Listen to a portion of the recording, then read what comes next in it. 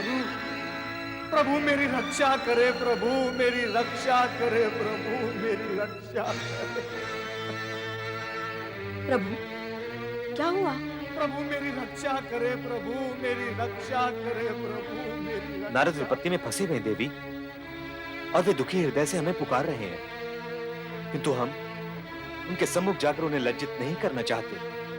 स्वामी, नारद आपके परम भक्त हैं, आप उनका कष्ट दूर करें।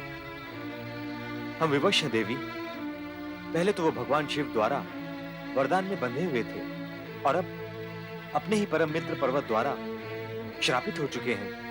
अपने ही मित्र द्वारा श्रापित हो चुके हैं? तो क्या नारद अपने तपोबल से इस शाप का प्रभाव दूर नहीं कर सकते? स्वामी, क्या आप अपनी कृपा दृष्टि से उन्हें इस संकट से उबार नहीं सकते? विधि के विधान में हम त्रिदेव कभी हस्तक्षेप नहीं करते। पर्वत का दिया हुआ श्राप पर्वत ही दूर कर सकता है। किंतु प्रभु, ये श्राप है क्या? पर्वत ने ईर्ष्यावश नारद को वानर मुखी बन जाने का शाप दिया है। महाराज संजय के अतिथि बनकर वानर के मुख वाले नारद इस समय अपना मुंह छिपाए हमें पुकार रहे हैं देवी। आपका कहना भी सत्य है देवी। हमें तुरंत वहां पहुंचकर उन्हें आश्वस्त करना होगा। हे प्रभु, मेरे आराध्य, मुझे इस संकट से निकालें। मेरी रक्षा करे प्रभु, मेरी रक्षा करे। इस विकट परिस्थिति में मेरा उद्धार करे प्रभु, मेरा उद्धार करे, मेरी रक्षा करे।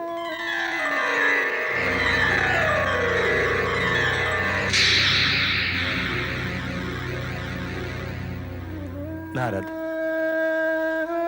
प्रभु, प्रभु मेरी रक्षा करे, प्रभु मेरी रक्षा करे, प्रभु मेरी रक्षा करे।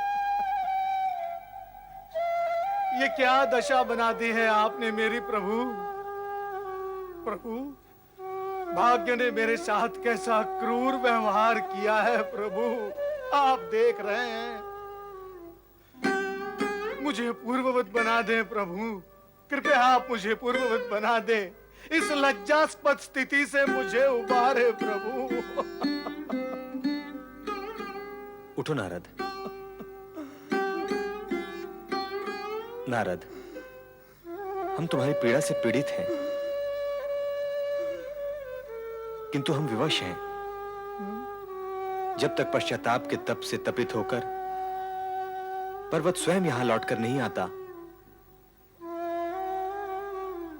तब तक तुम्हें इसी रूप में रहना होगा।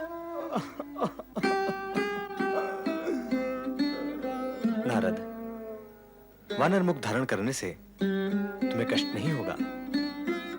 इस बीच तुम्हें अपूर्व अनुभव प्राप्त होगा। इसे अभिशाप नहीं, वरदान समझो नारद।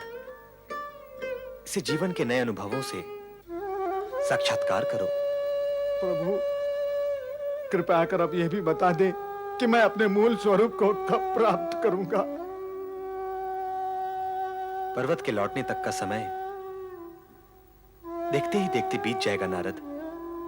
तब तक तुम दमयंती की छत्र छाया में रहो, तुम्हारा कल्याण हो।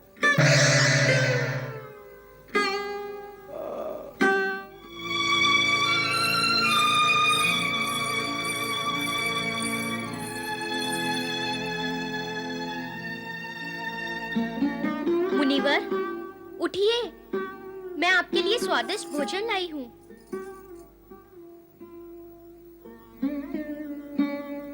उठिए मुनिवर, उठिए, भोजन का समय हो गया है।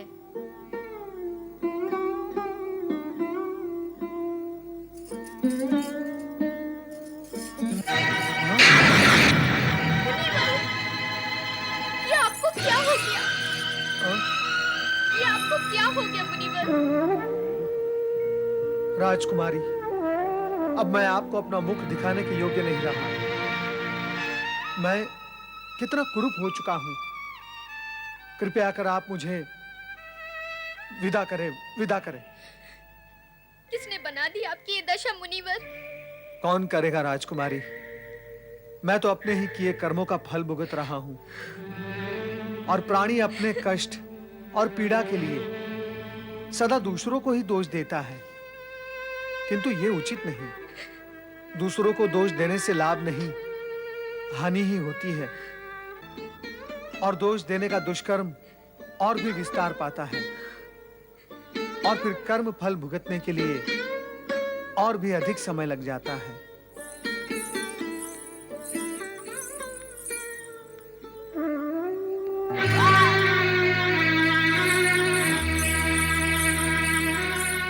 क्या हुआ? नारद मुनि, नारद मुनि,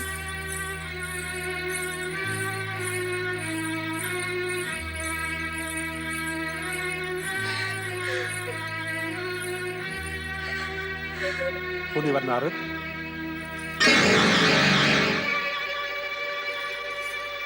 आपकी सारी सिद्धियां, सारे चमत्कार यहां आकर नष्ट हो गए और आप अपने आप को कुरूप होने से नहीं बचा सके। महाराज, आपने मेरी बात पर विश्वास नहीं किया। अब प्रत्यक्ष देख ले। नारद ने हमारी पुत्री पर कुदृष्टि डाली। उस पाप कर्म का फल भी भोग रहे हैं।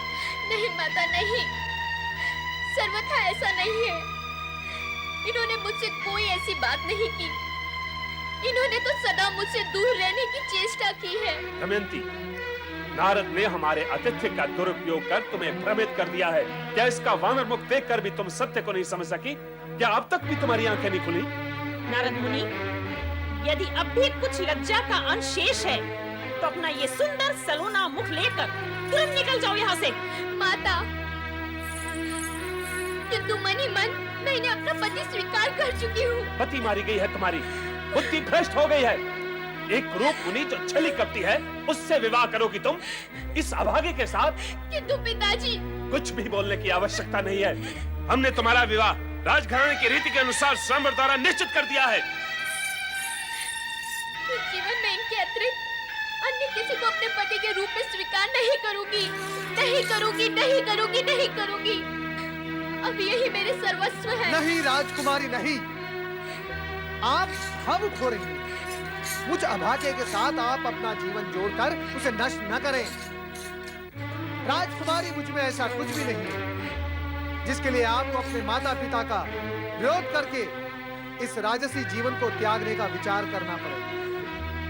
आपके लिए तो उचित यही होगा कि आप अपने माता पिता की आज्ञा का पालन करते हुए जीवन का सुख भोगे।